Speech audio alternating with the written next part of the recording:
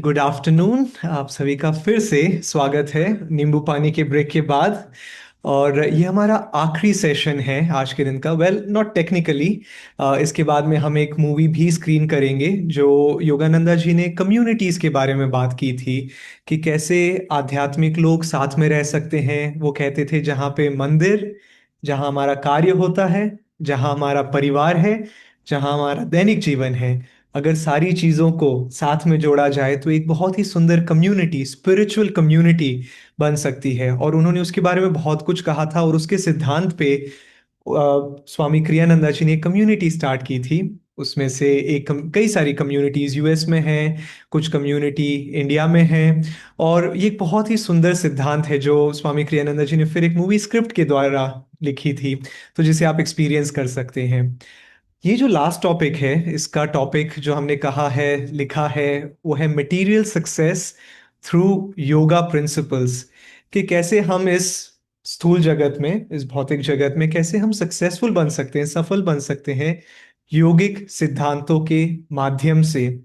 और अक्सर जब हम योग की बात करते हैं, अध्यात्म की बात करते हैं, तो मन में ये आता है कि नहीं नहीं, इस जीवन की सफलता और ईश्वर की सफलता दो अलग अलग भाषाएं हैं।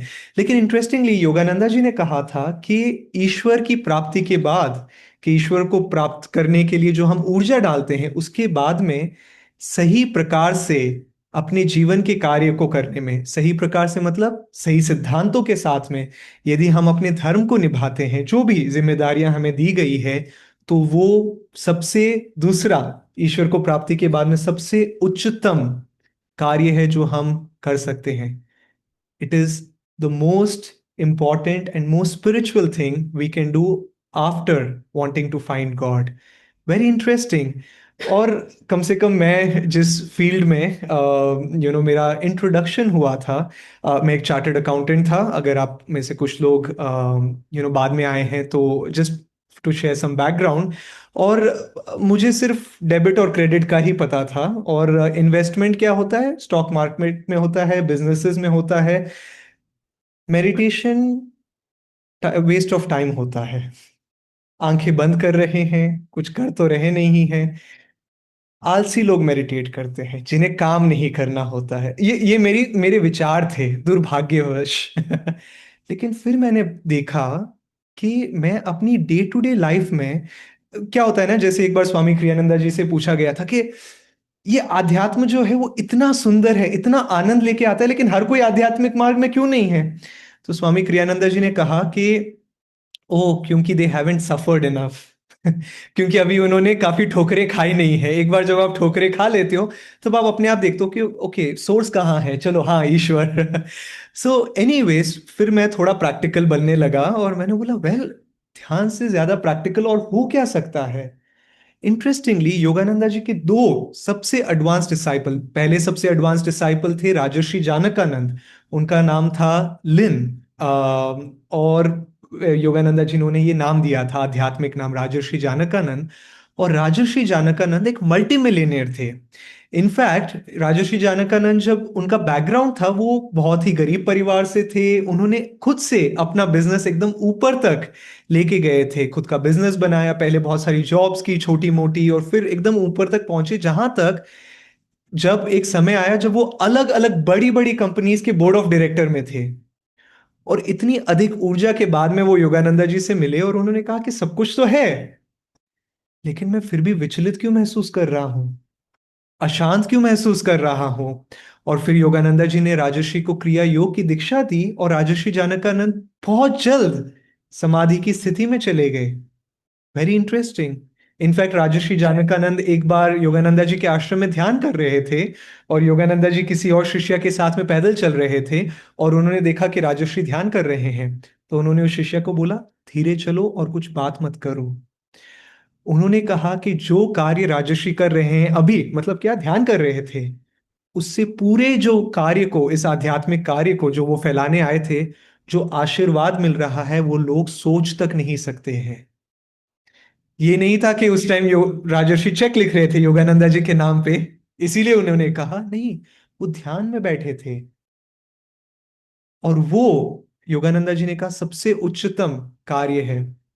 ऑन अ प्रैक्टिकल लेवल, क्यों? हम कैसे सफल बन सकते हैं अपने दैनिक जीवन में मेडिटेशन के द्वारा या आध्यात्मिक सिद्धांतों के द्वारा? क्योंकि जो सिद्धांत हमें ईश्वर तक लेके जाते हैं वही सिद्धांत हमें सफल होने में भी मदद करते हैं। ईश्वर को प्राप्त करने के लिए बहुत ऊर्जा की जरूरत है।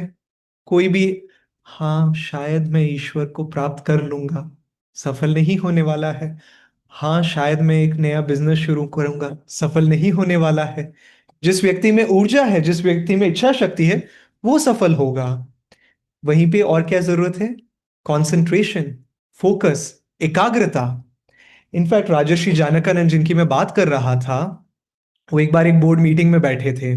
और राजर्षि जानकानंद इंटरेस्टिंगली क्या करते थे, वो अपने ऑफिस में जाते थे, अपनी सेक्रेटरी को कह देते थे कि 12 बजे तक किसी को भी सबको कह देना कि मुझे डिस्टर्ब ना करे, मैं कॉन्फ्रेंस में हूँ।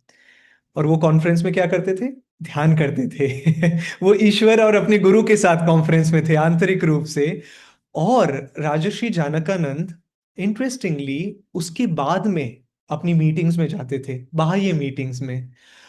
और लोग कहते हैं कि कई बार कई समस्याओं को वो दिन प्रतिदिन डिस्कस करते थे, लेकिन कोई उसका समाधान नहीं मिलता था। हफ्तों भर तक कोई समस्याएं डिस्कस करते थे, बिजनेस में कोई समाधान नहीं मिलता था। राजर्षि मीटिंग में आते थे, सॉल्यूशन देते थे, और मीटिंग खत्म। इंटरेस्टिंग कि वो वही फोकस जो उनका आंतरिक जीवन में था वो अपने बाहरी जीवन में लेके आ पा रहे थे, है ना? और उसी प्रकार एक बार ऐसे हुआ, राजर्षि जानकानंद को कहा, किसी ने कहा कि आप इतनी बड़ी बड़ी कंपनीज के बोर्ड ऑफ डायरेक्टर के बोर्ड में हैं, और आप चेयरमैन हैं, प्रेसिडेंट हैं अलग अलग कंपनीज के, क्या ये उचित है कि आप सुबह सुबह का समय इतना टाइम ध्यान में दे दें? बड़ा ही प्रैक्टिकल सा सवाल है। और राजर्षि का जवाब बहुत ही सुंदर था। उन्होंने कहा, क्योंकि मेरे ऊपर इतनी बड़ी बड़ी जिम्मेदारियां हैं, इसीलिए ये और भी महत्वपूर्ण हो जाता है कि मैं उस आंतरिक कनेक्शन को बनाए रखूं। वेरी वेरी इंटरेस्टिंग, है ना? तो कई बार मन में ये आता है कि मैं बिजी हूं, आज ध्यान नहीं करते हैं। मैं बिजी हूं आज, जो भी व्यायाम करना है, योग करना है, आसन करने, आज रहने देते हैं। लेकिन इंटरेस्टिंगली ये हमारे जीवन का सबसे बड़ा इन्वेस्टमेंट हो सकता है। स्टॉक मार्केट्स ऊपर और नीचे आ जा सकते हैं, लेकिन इसमें हमेशा अच्छे कर्म हमें मिलेंगे और हम सही दिशा की ओर जाने लगेंगे।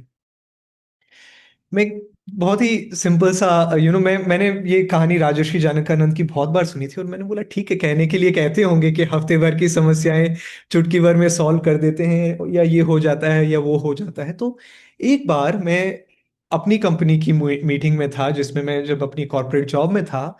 और क्योंकि इस मीटिंग में मुझे ना तो कुछ लेना था ना तो कुछ देना था, मुझे बस बुला लिया, जो होता है कॉर्पोरेट वर्ल्ड में कि आओ मीटिंग कर रहे हैं, सब लोग बैठते हैं। तो मैं बैठा था, और क्योंकि मुझे कुछ कंट्रीब्यूट नहीं करना था, मैं चुपचाप शांति से पीछे बैठा था, मेडिटेट कर रहा था। और प्रेजेंटेशन बड़ा सा था, उसमें सिर्फ 2 लाइनें थी, और उस 2 लाइनों पे 5 मिनट डिस्कशन हुआ समझने के लिए कि ये 2 लाइनें होती क्या है। फिर 10 मिनट डिस्कशन हुआ, फिर 15 मिनट डिस्कशन हुआ। मैंने बोला मैं थोड़ा बाहर जाके थोड़ा अपने आप को एनर्जाइज कर लेता हूँ, थोड़ा पानी पी लेता हूँ, और फिर उसके बाद में आता हूँ, तब तक होपफुली सॉल्व हो जाए प्रॉब्लम। तो 5 मिनट बाहर जाके आया, और तब तक वो 2 ही लाइन बार बार डिस्कस होती जा रही है। मेरे बॉस और मेरे एक मित्र बात करते जा रहे हैं, तुम्हारे कहने का मतलब ये है, नहीं सर मेरे कहने का मतलब ये है, अच्छा तुम्हारे कहने का मतलब ये, नहीं नहीं मेरे कहने का मतलब वो है। सिर्फ 2 लाइन को लेके 20 मिनट के लिए। और कितनी बार जीवन में हम एक छोटी सी चीज को लेके घूमते रहते हैं, घूमते रहते हैं, घूमते रहते हैं। तो मैं तो अटेंशन नहीं दे रहा था, मैं तो चुपचाप ध्यान कर रहा था, और मैंने सोचा चलो बहुत टाइम हो गया है, क्यों ना मैं ऊपर देखूं कि हो क्या रहा है यहाँ पे। तो मैंने आंखें ऊपर देखी, मैंने बोला ये तो इतनी सरल सी बात है, ना तो ये समझा पा रहा है और ये ना समझ पा रहे हैं। और 20 और लोग थे कमरे में, कोई कुछ कह नहीं रहा है। तो मैंने कहा सर मैं थोड़ा प्लीज इंटरजेक्ट कर सकता हूं, और उन्होंने मुझे ऊपर से नीचे 2 बार देखा। उन्होंने कहा कि आप कौन? क्योंकि मुझे ऑफ कोर्स इस मीटिंग में कुछ लेना देना वैसे भी नहीं था, मुझे तो ऐसे इनवाइट कर दिया था उन्होंने। और बाय द वे मैं इस टाइम अपने नोटिस पीरियड में था, तो और भी अच्छी बात, सोने पे सुहागा, तुम तो रिजाइन करके जा रहे हो। सो एनीवेज मैंने बोला, मेरे इस मित्र का नाम था अभिनव। तो मैंने बोला अभिनव क्या तुम्हारे कहने का अर्थ ये है? उसने बोला हाँ। मैंने बोला सर क्या आपको वो पॉइंट समझ में आया? उन्होंने बोला हाँ, और हम सब उसके बाद घर चले गए। मीटिंग खत्म। सिर्फ वही 2 पॉइंट पे मीटिंग लगी हुई थी। सो इंटरेस्टिंगली, और ये एक बहुत ही छोटा सा उदाहरण है, ये कोई बड़ी कहानी नहीं है अपने आप में, लेकिन कई बार हम चीजों को ज्यादा डायरेक्टली उनकी उनके केंद्र में हम जा सकते हैं अगर हम पहले आंतरिक रूप से खुद शांत हैं, खुद केंद्रित हैं, खुद अपनी चेतना को शांत रखें। क्योंकि कई बार क्या होता है, बाहर लहरें बहुत चल रही होती है, किसी के इमोशंस हैं, किसी का ओपिनियन है, किसी का ये है, किसी का वो है। लेकिन ध्यान के माध्यम से हम एक बार जब अपने केंद्र में आ जाते हैं, तो फिर फर्क नहीं पड़ता है किसका क्या ओपिनियन है। हमारा सिर्फ प्रश्न ये रह जाता है कि सत्य क्या है, और फिर यहां से कैसे आगे बढ़े। तो एक बहुत ही सरल सा उदाहरण था, सरल सी कहानी थी। योगानंदा जी जो खुद एक अवतार थे, अगर वो चाहते तो वो, जैसे महावतार बाबा जी, जैसे आप लोगों ने ऑटोबायोग्राफी ऑफ योगी पढ़ी हुई है, तो महावतार बाबा जी ने लहरी महाशय जी को क्रिया दीक्षा देने के लिए एक सुनहरा महल खड़ा कर दिया था रातों रात। तो ये सारे अवतार अपने आप में उस चेतना को रखते हैं, लेकिन योगानंदा जी ने क्यों नहीं कहा किया ये? इनफैक्ट योगानंदा जी ने कहा कि क्योंकि वो अमेरिका गए थे, उन्हें बिल्स पे करने पड़ते थे, ये बिल वो बिल, ऐसा बिल वैसा बिल। उन्होंने कहा अगर मैं भारत होता तो लोग मेरे लिए आश्रम खड़ा कर देते, इधर मुझे अपने खुद के बिल पे करने पड़ रहे हैं। और फिर इंटरेस्टिंगली, योगानंदा जी के ऊपर एक फाइनेंशियल चैलेंज के बाद दो फाइनेंशियल, दूसरा फिर तीसरा, और योगानंदा जी 1920 से 1952, बीच में 2 साल का गैप था, वो अमेरिका में थे। और उस टाइम 1930s में क्या था? The great depression.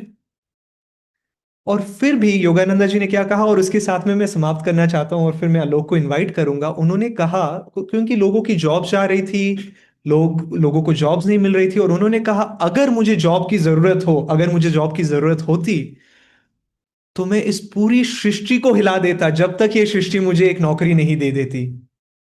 उतनी इच्छा शक्ति के साथ में अपना कार्य करता कि मैं इस पूरी सृष्टि को हिला देता अपनी ऊर्जा के साथ में। सृष्टि को हिलाना मतलब ये नहीं कि वो अपनी शक्ति का बाहरी रूप से प्रयोग करते, कि मतलब वो अपना कार्य करते रहते करते रहते करते रहते अपनी इच्छा शक्ति के साथ, ईश्वर के द्वारा दी गई शक्ति के साथ, जब तक उनको वो बाहरी रूप से परिणाम नहीं मिल जाता। और उन्होंने क्यों वो महल खड़े नहीं किए, या क्यों ये नहीं किया या वो नहीं किया? वेल, अगर वो भी ये करने लग जाते तो आपके और मेरे लिए क्या उदाहरण रह जाता कि मैं तो नहीं कुछ कर सकता हूं। लेकिन फिर भी उन्होंने वहां पे लोन्स लिए लोगों से, उन्होंने मॉर्गेजेस लिए।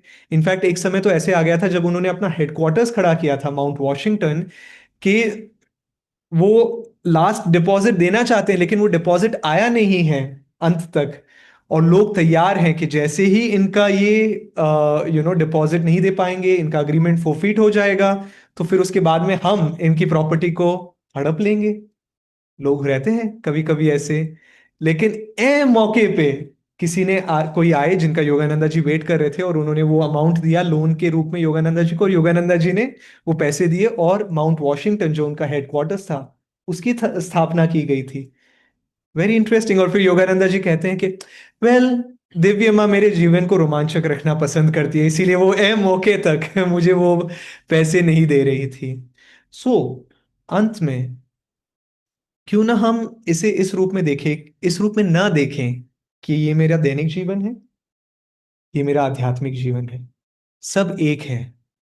जैसे स्वामी क्रियानंदा जी को एक बार एक व्यक्ति ने कहा कि मैं सुबह जाता हूं अपने ऑफिस, अपना कार्य करता हूं, सबसे बात करता हूं, जो करना है करता हूं, और फिर उसके बाद में मैं अपने घर आता हूं, और फिर जब अपने मैं ऑल्टर के सामने बैठता हूं, तब जाके मेरा आध्यात्मिक जीवन शुरू होता है। और स्वामी क्रियानंदा जी ने उनको उस समय कुछ नहीं कहा, लेकिन उन्होंने मन में सोचा कि ये तो पूरा जीवन का वेस्ट ऑफ टाइम हो गया। सुबह से लेके शाम को क्यों नहीं ईश्वर को आमंत्रित कर रहे हैं हम? ऑफिस में क्यों नहीं, जॉब में क्यों नहीं, लोगों से बातचीत में क्यों नहीं? सो एनीवेज, मैं अभी के लिए इधर ही रुकूंगा, और फिर हम बाद में इस सेशन के बाद में कुछ और अनाउंसमेंट्स और कुछ क्वेश्चंस का आंसर देना चाहेंगे क्रिया योग के रिलेटेड, जो ऑल्दो इस सेशन के रिलेटेड नहीं है, लेकिन क्योंकि कई लोग पूछ रहे थे, तो हम उसके बारे में भी आलोक या मैं उस पॉइंट को एड्रेस करेंगे। सो आलोक।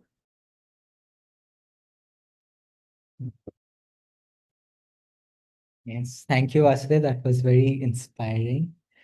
और मैं बस एक दो पॉइंट शेयर करूंगा इस पर। वासुदेव जी जो शेयर कर रहे थे, जो उन्होंने कहा कि जो मटेरियल इवन, पहले तो ये डिस्टिंक्शन ना करना कि आध्यात्मिक प्रगति या भौतिक प्रगति दोनों अलग होती है, वो हमारे जीवन का एक ही भाग है।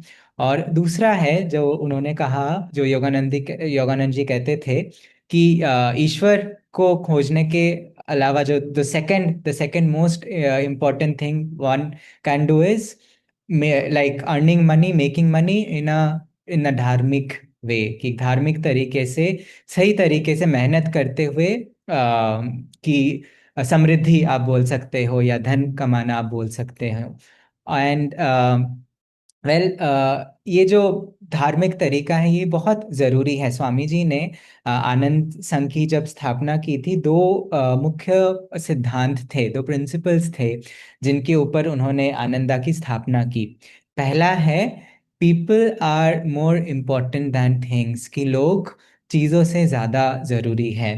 और इसको वो लिटरली लेते थे कि, और लोग का अर्थ क्या है कि ये नहीं कि मुझे ये चाहिए या मुझे नहीं चाहिए, और स्वामी जी उनको वो सब कर देते थे कि लोगों की जो उच्चतम, जो भलाई के लिए जो सही है, पीपल आर मोर इम्पोर्टेंट, कि उनके लिए क्या ज़रूरी है। कि इवन स्वामी जी कई कई प्रोजेक्ट्स नहीं करते थे, बंद कर देते थे या दूसरे दिशा में जाते थे क्योंकि वो लोगों के लिए सही नहीं था। या काफ़ी समय ऐसे होता कि कोई एक बहुत ज़रूरी चीज़ है, क्योंकि आनंदा आनंदा की शुरुआत में क्या हुआ कि धीरे धीरे लोग आने लगे, एक इंटेंशनल कम्युनिटी है, राइट। आनंदा हम लोग मूवी में देखेंगे, और वेल मूवी जो है वो, उसमें सारे रियल कैरेक्टर्स हैं जो आनंदा में रह चुके हैं। कि वो सिर्फ एक जो लीड एक्ट्रेस है, वो सिर्फ एक वो एक्ट्रेस है, बाकी सब रियल पीपल हैं। एंड तो वेल, तो स्वामी जी कहते हैं कि इवन कि अगर कोई चीज ऐसी जरूरी थी बट उस व्यक्ति के लिए वो कार्य सही नहीं था, तो वो कार्य उसे नहीं देते थे। और ये क्यों? बिकॉज वो उसके आध्यात्मिक प्रगति, उसके उच्चतम प्रगति को मानते थे। और दूसरी चीज उन्होंने कहा, यतो धर्म ततो जय, where there is adherence to dharma there is victory. जहाँ जिस भी कार्य को हम धर्म के साथ करते हैं, सही निर्णय लेते हैं, काफी समय हम ऐसी परिस्थितियों में पड़ते हैं कि शायद हमें कोई बोलता है, आप इसको आप सही तरीके से मत करो, कि मैं आपको पीछे से मैं आपको इतना बेनिफिट कर दूंगा, या आप मेरी बात मान लो, मुझे ये जॉब दे दो, मेरे लिए ये कर दो। वेल, ये सही तरीका नहीं होता है। और जब हम सही तरीके से हम नहीं करते, वो चीज़ वापस आती है हमारे तरफ।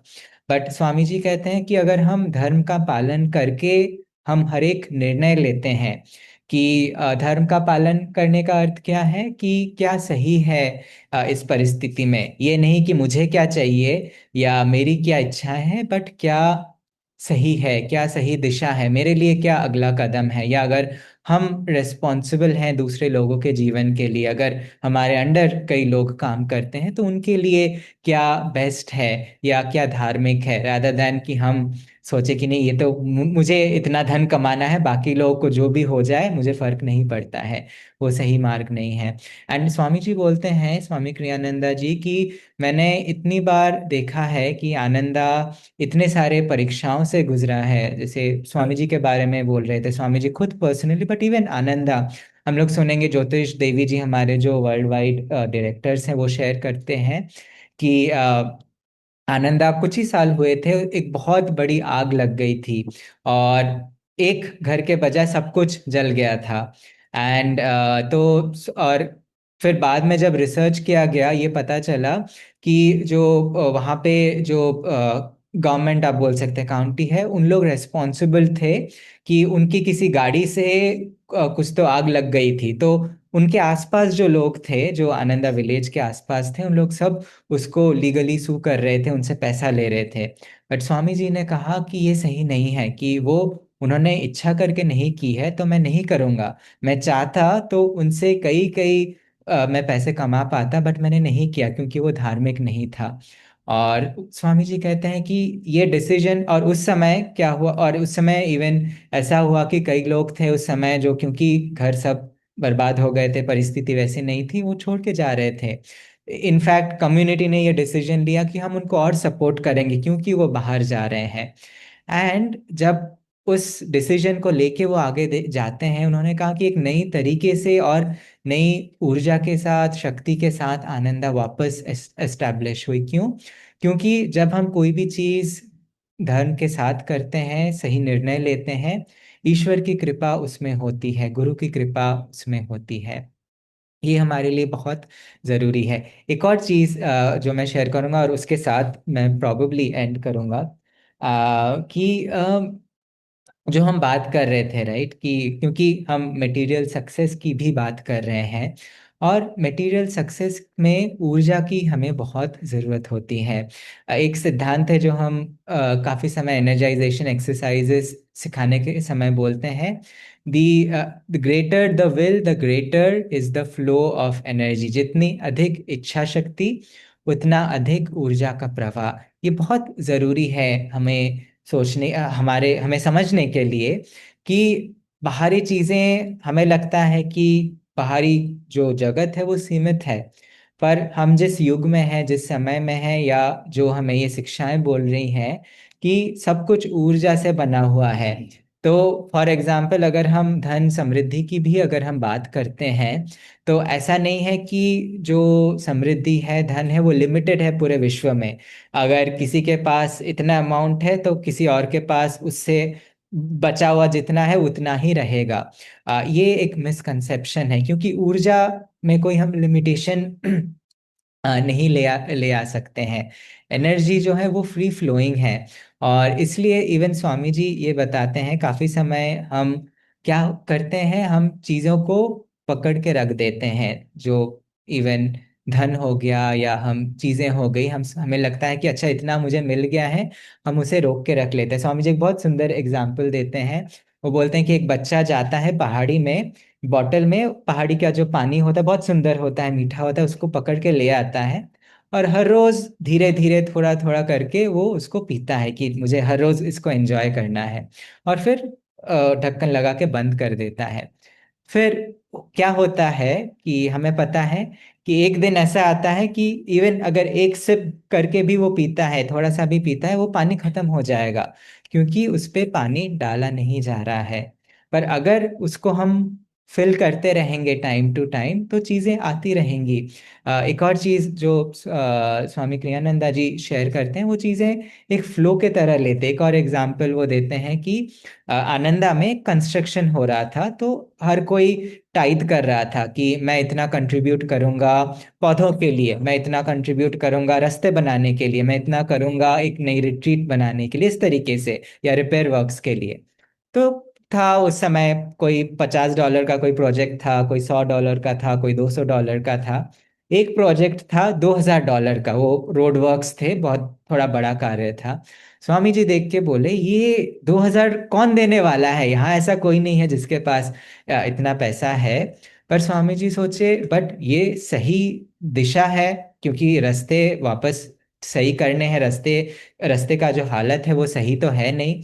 तो स्वामी जी ने सोचा कि अगर ये सही दिशा है करने के लिए तो मैं करूंगा, और उन्होंने अपना नाम दे दिया। स्वामी जी कहते हैं कि मुझे, मेरे पास पॉकेट में $5 तक नहीं थे उस दिन, और मुझे पता नहीं कि वो $2000 कहाँ से मेरे पास आने वाले थे।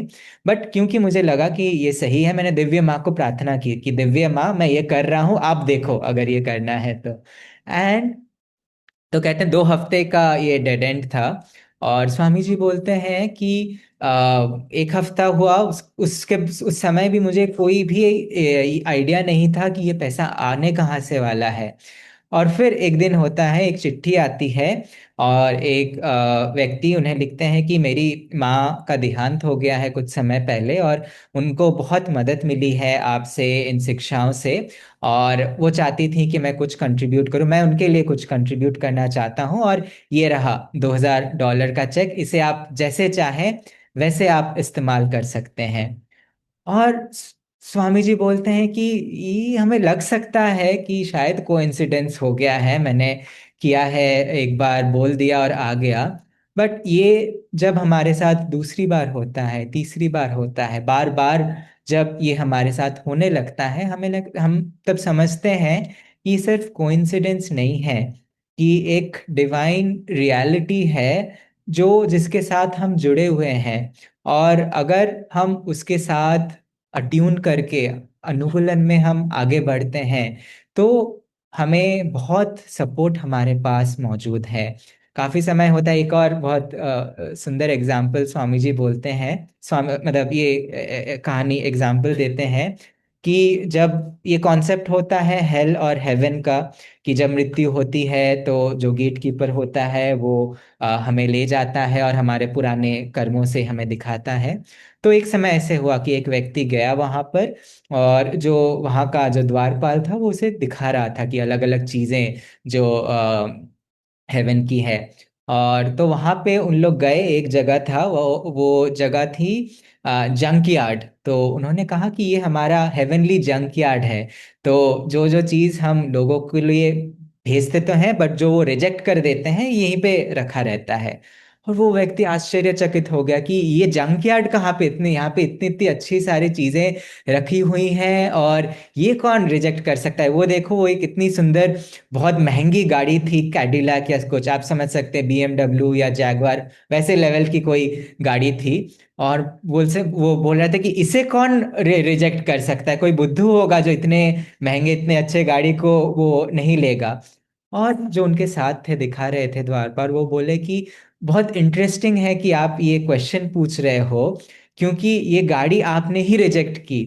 कि आप सोच रहे थे कि मुझे, आप इतने स्पेसिफिक थे कि मुझे यही वोल्क्सवैगन की गाड़ी चाहिए थी, जिसका कलर लाल होगा, जिसमें ये फैसिलिटीज होंगी, कि ईश्वर चाह रहे थे आपको ये देने के लिए, बट आपने ही रिजेक्ट कर दिया, और इसलिए ये इस जंक यार्ड में है। एंड ये हमारे लिए भी है कि काफी समय हम बहुत स्पेसिफिक हो जाते हैं कि हमें यही चाहिए, और कि मुझे पता है मेरे लिए क्या सही है। और उससे क्या होता है, उससे एक पर्दा चला आता है, फिर ईश्वर बोलते हैं कि ठीक है, देखने दो इसको, ये अगर वोल्क्सवैगन से खुश है तो रहने दो, मुझे नहीं भेजना है इसे अच्छी महंगी गाड़ी। बट जब हम ट्यून होते हैं कि ठीक है ईश्वर आप क्या चाह रहे हैं, या क्या सही दिशा है मेरे लिए आगे बढ़ने की, तो उसमें क्या होता है कि फिर ईश्वर बोलते हैं कि ठीक है चलो मैं भी मदद करता हूँ। और उससे क्या होता है, हम खुद को लिमिट नहीं करते हैं, क्योंकि हमारी सोच यूजुअली लिमिटेड होती है जब तक हम उस परम चेतना में नहीं पहुंचते हैं।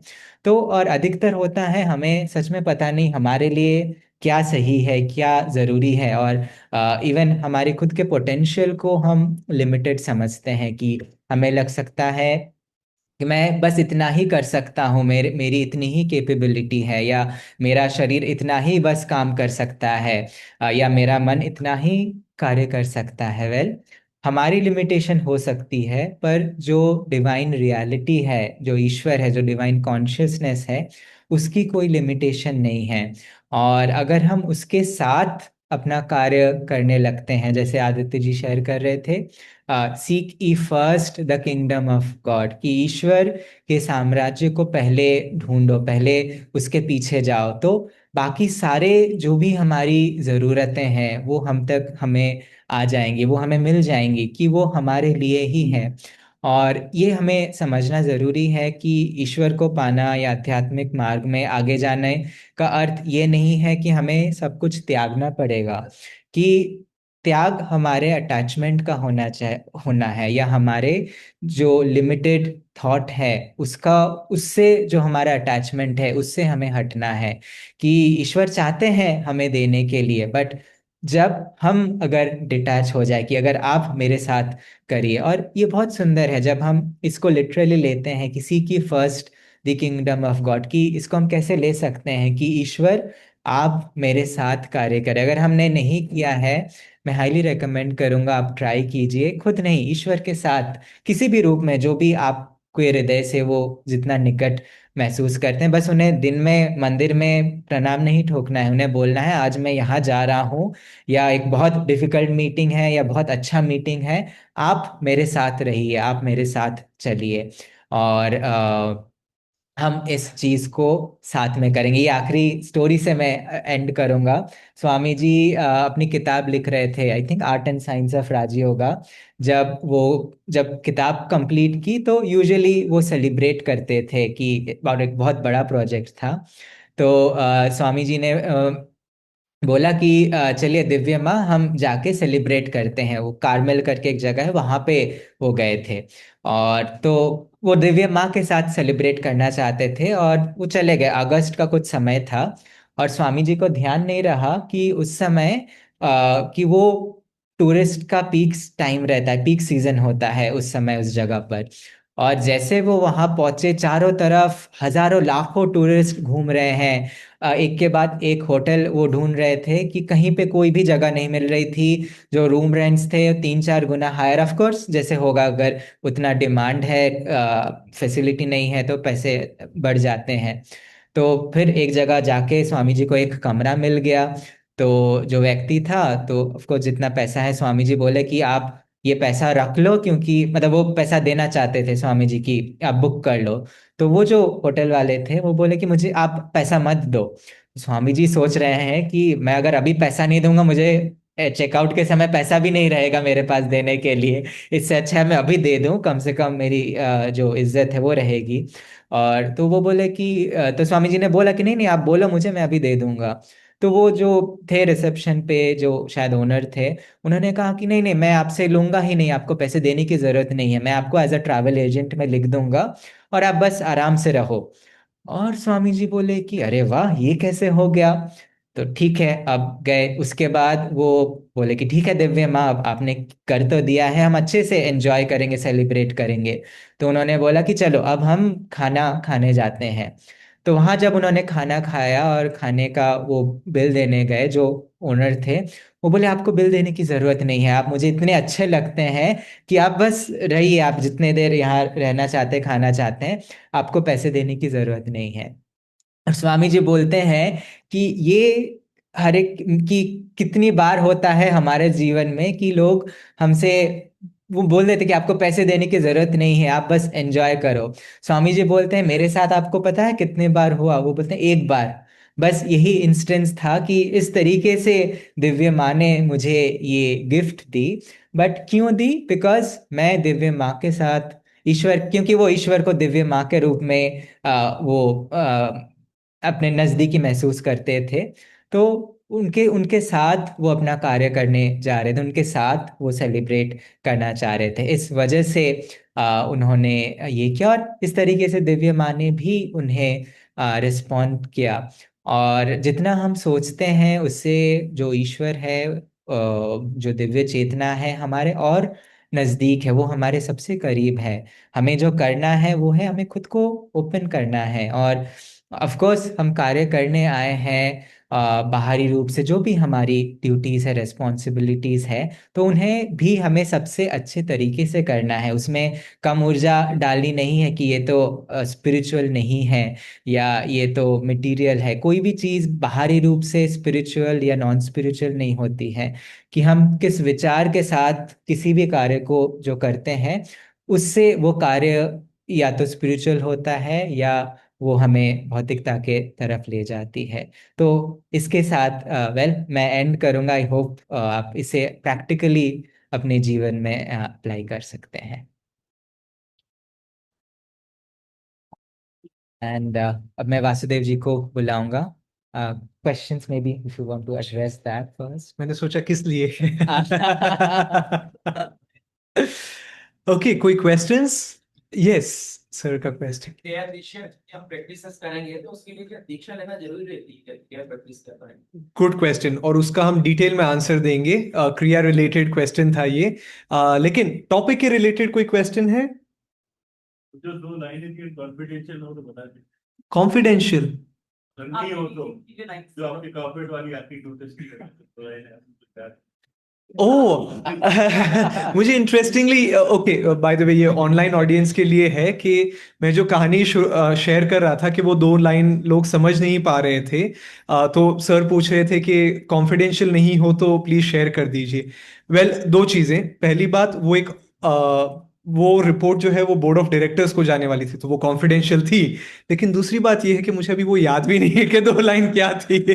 लेकिन मुझे उसका मूल याद है कि वो किसी कोई अमाउंट लिखा हुआ था, कोई मटेरियल लिखा हुआ था, और वो एक, without naming the name of the company, वो कंपनी टू व्हीलर्स मैन्युफैक्चर करती थी। एक बहुत ही बड़ा टू व्हीलर ब्रांड है जिसका नाम मैं नहीं बताऊंगा। तो वो टू व्हीलर्स मैन्युफैक्चर करती थी, तो उस टू व्हीलर में बहुत सारे मटेरियल लगते हैं। तो उस मटेरियल में से एक मटेरियल था जिसको वो समझाने की कोशिश कर रहे थे कि इसके वजह से ये फाइनेंशियल इम्पैक्ट पड़ा है, और वो समझ नहीं पा रहे थे कुछ लोग। सो एनीवेज, बस उतना ही था। Yes sir, just one moment. Yes. Wonderful way you explained it when you're going for an interview and or some place you take Yeah. girls to come with you. Yes.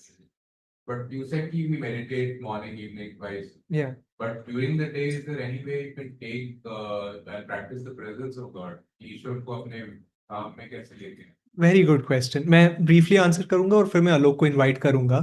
Sir पूछ रहे हैं कि हाँ, हम मान लो सुबह शाम ध्यान करते हैं, लेकिन दिन के दौरान हम ईश्वर की उपस्थिति को कैसे बनाए रखें। सबसे पहली बात यह है कि हमें ईश्वर की उपस्थिति को थोड़ा सीरियसली ज्यादा नहीं लेना है। हमें एक छोटे से बच्चे की तरह उन्हें इन्वॉल्व करना है। जैसे मान लीजिए कि हमें किसी चीज की भूख लगी हुई है, तो हम क्या अपनी माँ के पास जाएंगे और कहेंगे कि हे माँ, तू कितनी महान है, तू मुझे सुबह दोपहर शाम को खिलाती है, मुझे जो पसंद है तू मुझे वो खिलाती है। ओ बाय द वे, मुझे कहा गया था भोपाल आने से पहले कि तू मत यूज करना, तुम, हाँ, आप। तो एनीवेज, ये सारी बातें नहीं। बच्चा क्या बोलता है, माँ भूख लगी है, खाना दे, बात खत्म। तो वैसे ही डे टू डे लाइफ में जब हम नेविगेट कर रहे हैं, तो योगानंदा जी कहते थे कि प्रार्थनाओं को भी एक भिखारी की तरह प्रार्थना मत करो। इस तरह प्रार्थना करो कि आप ईश्वर की संतान हो। और फिर उससे क्या होता है कि एटीट्यूड बदल जाता है कि आप, या जो भी है, जिस तरीके से वे या वह कहने के बजाय हम एक डायरेक्ट कॉन्वर्जेशन कर रहे हैं कि आपको क्या लगता है, क्या हम ये कर सकते हैं, क्या हम वो कर सकते हैं, क्या हम ऐसा कर सकते हैं, क्या हम वैसा कर सकते हैं। शायद कुछ बार उत्तर आए, शायद कुछ बार उत्तर ना आए, लेकिन इंटरेस्टिंग बात यह है कि हम ईश्वर को इन्वॉल्व कर रहे हैं। और एक बार जब हम उन्हें इन्वॉल्व करना शुरू कर देते हैं, तो कम से कम थोड़ा दरवाजा तो खुला उनको आके हेल्प करने के लिए। नहीं तो उससे पहले तो हम बोल रहे होते हैं कि ध्यान आप जानते हो, भक्ति आप जानते हो, फाइनेंसेस मेरे पे छोड़ दो, मुझे पता है फाइनेंसेस कैसे हैंडल करना है। नहीं, हर चीज में हम उन्हें इन्वॉल्व कर सकते हैं। एंड मैं पर्सनली जब भी मान लो किसी मीटिंग में जा रहा हूं, तो मैं, ताकि मैं अपनी ऊर्जा को बढ़ा सकूं, मैं मन में कोई भजन रिपीट कर रहा होता हूँ, या कभी कभी बोलता हूँ कि चलो ठीक है, आइए इस मीटिंग में देखते हैं क्या होने वाला है। या कभी कभी मैं, शुरुआत में जब मैं आनंद संघ में आया था, तो कहते थे कि ईश्वर की उपस्थिति को महसूस करो कि, और हर एक व्यक्ति अपने हिसाब से कर सकता है जैसे आपको पसंद है, ये कला है अपने आप में। तो मैं सोचता था कि मुझे यहाँ से 1 किलोमीटर आगे चलना है। रोज चलना होता था, सुबह सुबह और शाम दोनों टाइम पे। तो क्यों ना मैं ये सोचूं कि मेरे राइट साइड में योगानंदा जी और लेफ्ट साइड में स्वामी क्रियानंदा जी चल रहे हैं, और मैं उनके साथ बातें करते करते चल रहा हूँ। और अब वो चल रहे थे या नहीं चल रहे थे वो तो वही जाने, लेकिन मैं बड़ा आनंदित महसूस करता था कि वो मेरे साथ चल रहे हैं। लेकिन इंटरेस्टिंगली, शुरुआत में ये, इंग्लिश में एक, एक कोट है जो लोग कहते हैं, fake it till you make it, basically, कि आप शुरुआत में थोड़ा एफर्मेशन लगता है, अभिपुष्टि लगती है, जैसे एक हम अभिपुष्टि का प्रयोग कर रहे थे, कि शायद हम शुरुआत में महसूस भी ना करें वो आनंद, वो प्रेम, वो शांति, या हम अच्छे हैं। लेकिन जैसे जैसे हम उस सत्य को अफर्म करेंगे, वो सत्य हमारे जीवन में हकीकत बन जाएगा। जैसे स्वामी क्रियानंदा जी कहते हैं, मान लो कोई किसी मित्र से आप मिलने जा रहे हो हॉस्पिटल में, और उसकी तबीयत बिल्कुल ही खराब है। तो हाँ, हमें सत्य तो बोलना है, लेकिन सत्य बहुत ही काइंड भी होता है। सत्य वो होता है जो बेनिफिशियल होता है। सत्य वो होता है जो सामने वाले की चेतना को उठाने में मदद करता है। तो आप देखते हो अपने मित्र को, और हम कह सकते हैं कि अरे, आप तो बड़े ही बीमार दिख रहे हैं। तो उसकी चेतना कहाँ जाएगी, बोला अरे नहीं, मैं तो बीमार होता जा रहा हूँ। ये एक और चीज देखने का तरीका है, जो गहरा देखने का तरीका है, वो ये हो गया कि ओ, क्यों ना मैं इस परिस्थिति में सिर्फ उसके शरीर को नहीं, उसके शरीर के पीछे जो आत्मा है जो तो हमेशा स्वस्थ है, क्यों ना मैं उसको देखूं और हम उस पे कह सकते हैं कि ओह, तुम इम्प्रूव कर रहे हो। हम झूठ नहीं बोल रहे हैं, लेकिन डे टू डे लाइफ में हम उस डिवाइन रियलिटी को, उस ऊंची चेतना को लाने का प्रयास कर रहे हैं। तो कभी कभार मैं पहले एक वॉच पहनता था, लेकिन आजकल वॉचेस में नोटिफिकेशन बहुत आने लग गई है, स्मार्ट वॉचेस में भी। लेकिन मैं हर 10-15 मिनट में एक नोटिफिकेशन रखता था जहाँ वो वॉच हल्की सी वाइब्रेट होती थी, और मैं अपने मन को यहाँ कुटस्थ पे लेके आ जाता था। वो मेरे लिए एक तरीका था ईश्वर की उपस्थिति को लेके आने के लिए। मेरे कुछ मित्र हैं जिन्होंने अपनी गाड़ियों को तक नाम देके रखे हुए हैं, और आप सोचोगे क्या, कैसे, क्यों? वेल, गाड़ी फोक्स वैगन कह दो या ऑल्टो कह दो या ये कह दो, उसकी जगह आप कह दो कि अरे, मैं योगानंदा में बैठने वाला हूँ, या योगानंदा के साथ जा रहा हूँ, या मैं आनंद में जा रहा हूँ। मेरे एक मित्र हैं जिन्होंने अपनी गाड़ी को नंदी का नाम दिया था कि ये मेरा वाहन है। तो वो उनके लिए तरीका था ईश्वर की उपस्थिति को लेके आने का। और हम लोग ये टर्म यूज करते हैं ना, होम स्वीट होम, कई लोगों ने सुना होगा। हमारे कुछ मित्र हैं, उन्होंने अपने घर के आगे बोर्ड लगाया, ओम स्वीट ओम कि आपको ओम की याद आए। तो कोई भी छोटे तरीके, बड़े तरीके, लेकिन उसके साथ थोड़ा अगर हम आनंद लेके उन्हें इम्प्लीमेंट करेंगे तो हमें भी आनंद आएगा और जीवन भी थोड़ा मधुर बन जाएगा। लेकिन नहीं, मुझे ईश्वर को याद करना है, मुझे ईश्वर की उपस्थिति को नहीं, लेकिन फिर हम टेंस हो जाएंगे, और आध्यात्मिक मार्ग में टेंशन नहीं, रिलैक्सेशन की जरूरत है। So very good question, thank you. अच्छा, ठीक है। Okay, any more questions? नहीं तो हम क्रिया के बारे में बात कर सकते हैं। ओके, सर, क्रिया दीक्षा के बारे में बात कर रहे थे, और क्या ये दीक्षा के रूप में ही दी जाती है? हाँ, योगानंदा जी ऑटोबायोग्राफी ऑफ अ योगी में लिखते हैं कि, और उन्होंने उस टेक्निक को किताब में लिखा नहीं था, क्योंकि उन्होंने कहा था इस तकनीक को आप बेसिकली ट्रेनिंग लेते हैं और आपको ये दीक्षा के रूप में दी जाती है। लेकिन क्यों, एक टेक्निक तो अगर सबकी भलाई के लिए है तो क्यों ना ऐसे ही शेयर कर दिया जाए?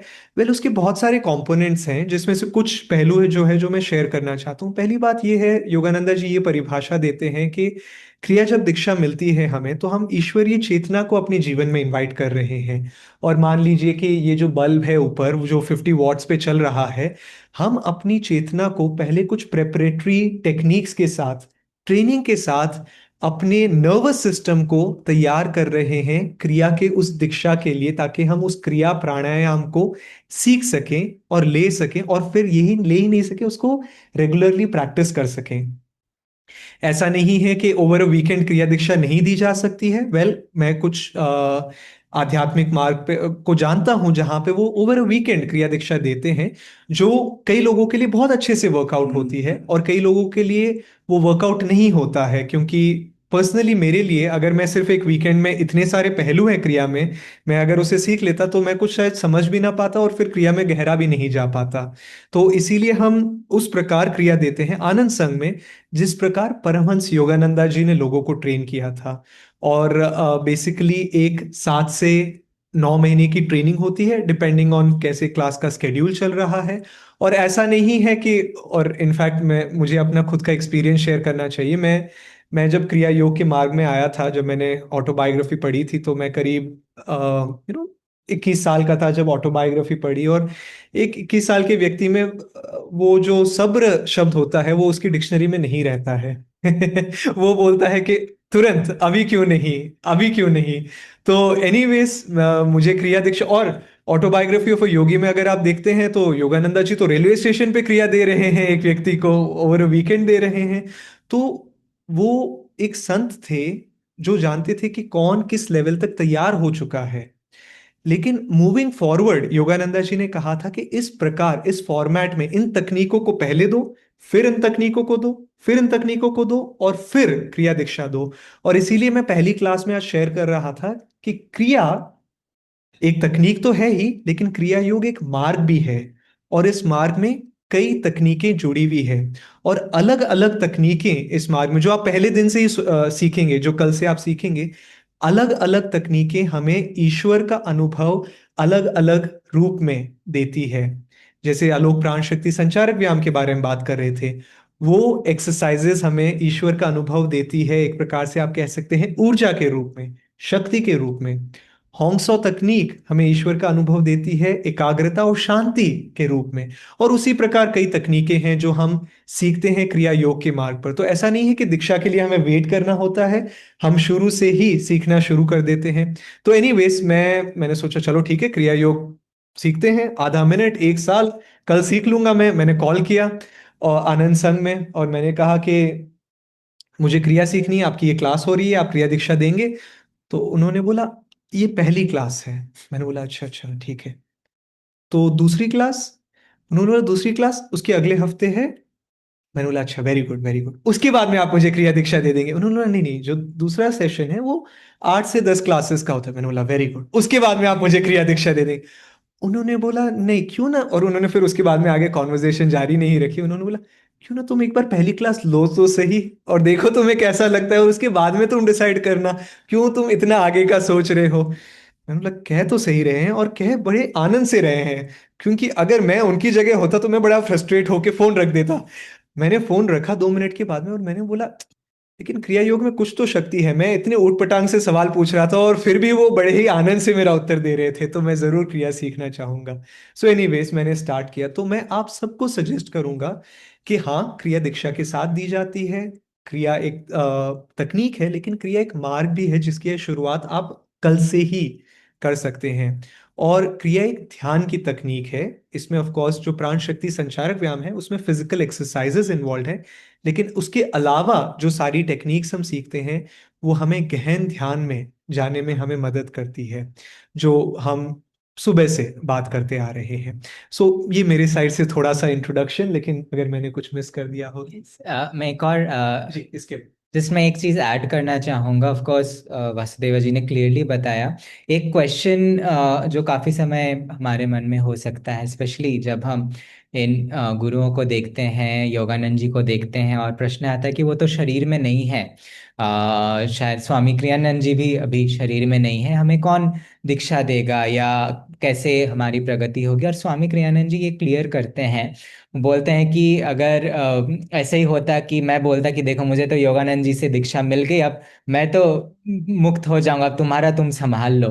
तो ऐसे तो किसी की मदद नहीं होती, राइट? और जब ये अवतार आते हैं वो दूसरों की मदद करने के लिए आते हैं। योगानंद जी ने कहा था कि मेरे शरीर छोड़ने के बाद भी मैं लोगों को ईश्वर तक लेके जाऊंगा। और जब कोई अवतार ऐसे बातें कहते हैं कि उन्हें इनके अर्थ का मतलब भी पता है कि उन शरीर छोड़ने के बाद भी मैं मदद करूंगा, मतलब उनकी उपस्थिति रहेगी, कि वो अभी भी मौजूद हैं, अभी भी लोगों को गाइड कर रहे हैं उनके आध्यात्मिक जीवन में।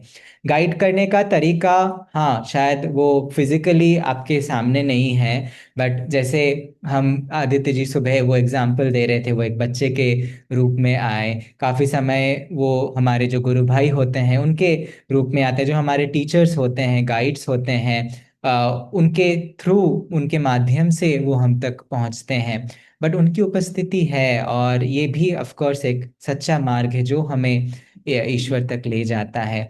ऑफ कोर्स ये बहुत गहरा टॉपिक है, आई मीन आज मैं बस टच कर रहा हूँ इसके ऊपर, बट एक कॉमन ये क्लियर करने के लिए कि हाँ, कि योगानंद जी ने कहा कि स्वामी जी ने एक्सप्लेन किया कि भले ही योगानंद जी अपने शरीर में नहीं है, वो अपने शिष्यों द्वारा जो उनके साथ अट्यूनमेंट में है, उनके द्वारा दूसरों तक पहुंच सकते हैं। उनकी ब्लेसिंग, जो कहा जाता है दीक्षा क्यों होती है, दीक्षा में एक ब्लेसिंग भी दी जाती है, जिससे गुरु का जो स्पंदन है, जो वाइब्रेशन है, वो शिष्य को दिया जाता है। तो वो उनके जो जब क्रिया दीक्षा होती है, उनके जो माध्यम होते हैं, उनके द्वारा वो आती है, तो वो गुरु की ही ऊर्जा होती है जो उनके शिष्यों को दी जाती है। एनीवेज, जस्ट मैं क्लियर करना चाह रहा था, आगे हम इसमें और गहरा जाएंगे ऑफ कोर्स, मेरा बट भी एक सवाल है आपके सवाल के बाद।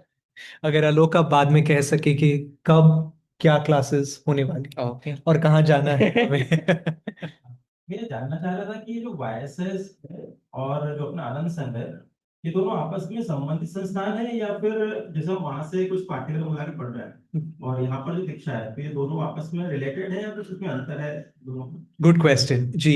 सो आनंद संघ की स्थापना स्वामी क्रियानंदा जी ने की थी, जो परमहंस योगानंदा जी के डायरेक्ट डिसाइपल हैं। उन्होंने स्थापना की थी 1969 में।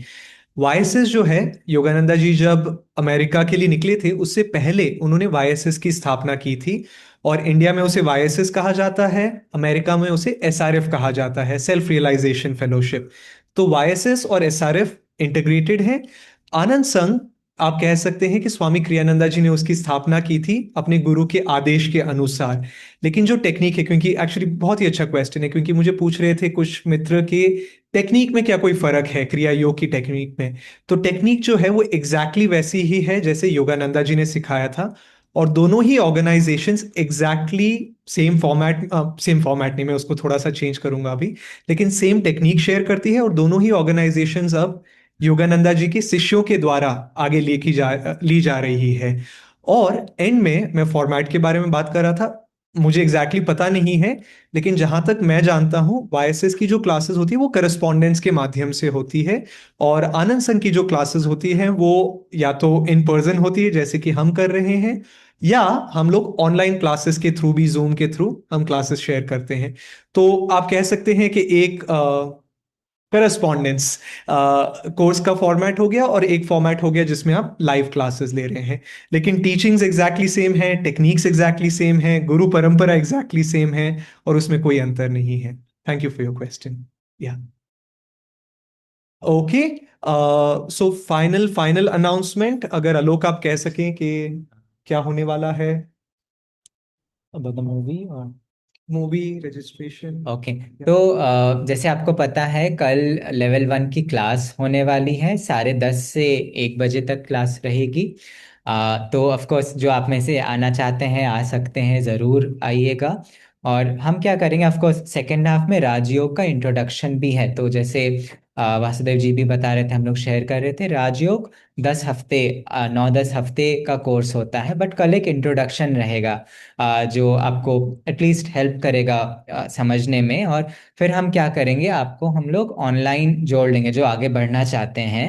एंड आप इमीडिएटली सेकेंड लेवल में जा सकते हैं, राजयोग में जा सकते हैं। जो हर हफ्ते की जो जो करिकुलम है वो ऐसे डिज़ाइंड है, काफ़ी समय हमें लग सकता है आज ही तो मैंने हॉन्गसॉ सीखा या एनर्जाइजेशन के बारे में सीखा या ये सारी चीज़ें, थोड़ा मैं प्रैक्टिस कर लूँ या ये टाइम दे दूँ फिर करूँगा।